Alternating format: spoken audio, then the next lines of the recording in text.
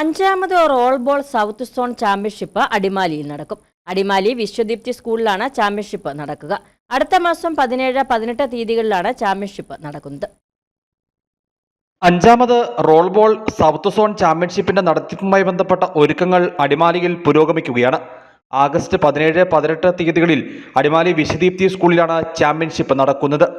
ചാമ്പ്യൻഷിപ്പിന്റെ വിജയകരമായ നടത്തിപ്പിന് വേണ്ടുന്ന കാര്യങ്ങളിൽ തീരുമാനം കൈക്കൊള്ളുന്നതിനായി ചാമ്പ്യൻഷിപ്പിന് ആതിഥേയത്വം വഹിക്കുന്ന വിശ്വദീപ്തി സ്കൂളിൽ യോഗം ചേർന്നു.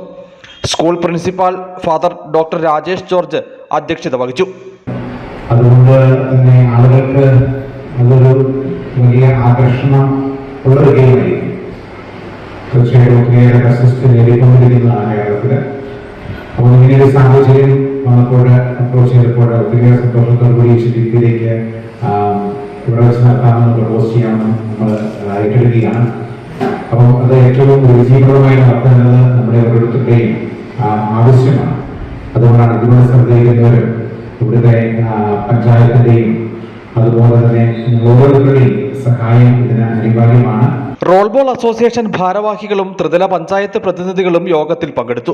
കേരളം, കർണാടക, ആന്ധ്രാപ്രദേശ്, തമിഴ്നാട്, പോണ്ടിച്ചേരി, തെലങ്കാന, നിക്കോബാർ ഐലൻഡ്സ് എന്നിവിടങ്ങളിൽ നിന്നുള്ള കായിക താരങ്ങൾ പങ്കെടുക്കും. ചാമ്പ്യൻഷിപ്പ് നടത്തിപ്പിന്റെ ഭാഗമായി സ്പോർട്സ് റാലി അടക്കം സംഘടിപ്പിക്കും.